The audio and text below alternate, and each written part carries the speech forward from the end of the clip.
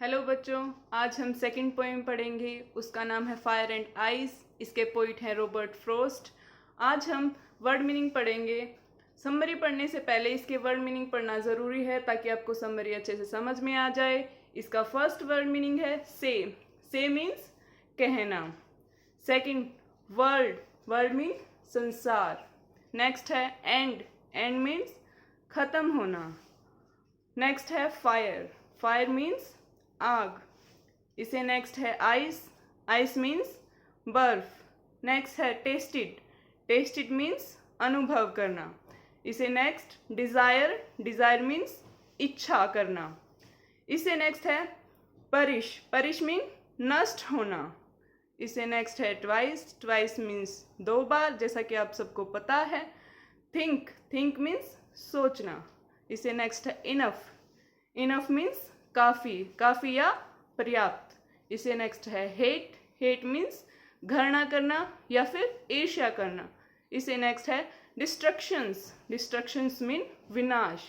इसे नेक्स्ट है great, great means अच्छा होना। इसे नेक्स्ट है सफिश, जो कि शॉर्ट फॉर्म है सफिशिएंट की। इसका मीन्स है पर्याप्त होना।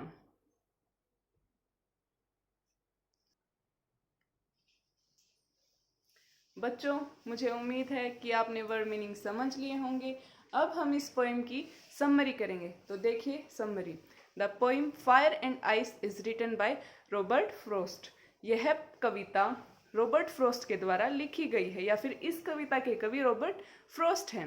इन दिस पोएम, इस पोएम में fire is the symbol of emotion of desire. जो आग है वो प्रतीक है इच्छा के भाव का। Ice is the symbol of emotion of hatred, और जो बर्फ है वो प्रतीक है घृणा के भाव का। Two different group of peoples give different ideas about the end of world. लोगों के दो समूह देते हैं विचार किसके बारे में? एंड ऑफ द वर्ल्ड के बारे में, मतलब पृथ्वी के विनाश के बारे में। लोगों के दो समूह अलग अलग विचार देते हैं। One group says that fire can destroy every possibility of life on earth. एक ग्रुप कहता है कि जो आग है कैन डिस्ट्रॉय, खत्म कर देगी, एवरी, प्रत्येक, पॉसिबिलिटी मीन्स संभावना को, ऑफ लाइफ ऑन अर्थ, पृथ्वी पर, कि जो आग है वो एवरी पॉसिबिलिटी को खत्म कर देगी पृथ्वी के ऊपर लाइफ की।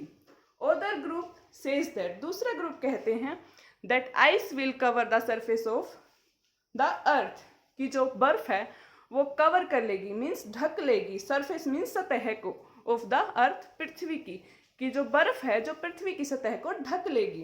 ड्यू टू लो टेम्परेचर, कम तापमान की वजह से या फिर निम्न तापमान की वजह से, it would lead to end of the world, यह कारण बनेगी वर्ल्ड के खत्म होने का।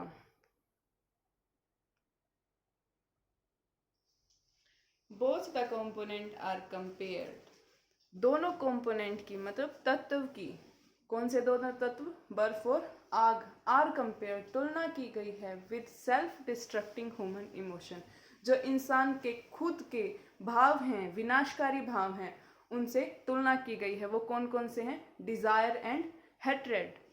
द पोइट सेज दैट, कवि कहता है, फायरी डिजायर, आग के समान इच्छा, विल ब्रिंग, ले जाती है, ह्यूमन बींग, इंसान को, on the edge of destruction, विनाश के किनारे पर।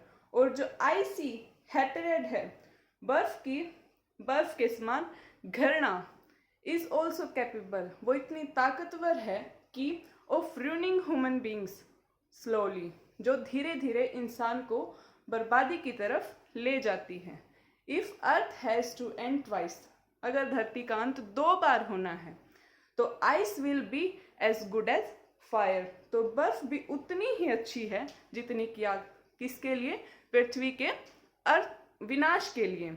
If we let our emotion rule us, अगर हम अपने भावनाओं को अपने ऊपर राज करने देते हैं या फिर रूल करने देते हैं, दे विल डिस्ट्रॉय अस, तो वो हमें बर्बाद कर देंगी या फिर हमारा विनाश कर देंगी।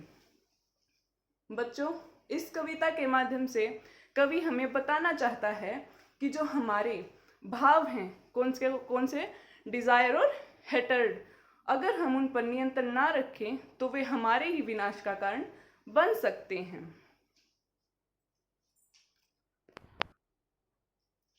बच्चों, मुझे उम्मीद है कि आपको ये समरी समझ में आ गई होगी और आपने वर्ड मीनिंग भी अच्छे से समझ लिए होंगे। अगर आपको इसमें कोई डाउट है तो आप वीडियो को रिवाइंड करके देख सकते हैं या फिर मुझे कमेंट करके बता सकते हैं। अगर आपको ये वीडियो पसंद आई हो तो इसको लाइक करें, शेयर, सब्सक्राइब करें ताकि आपको इसकी नोटिफिकेशन दोबारा मिल जाए। Thank you.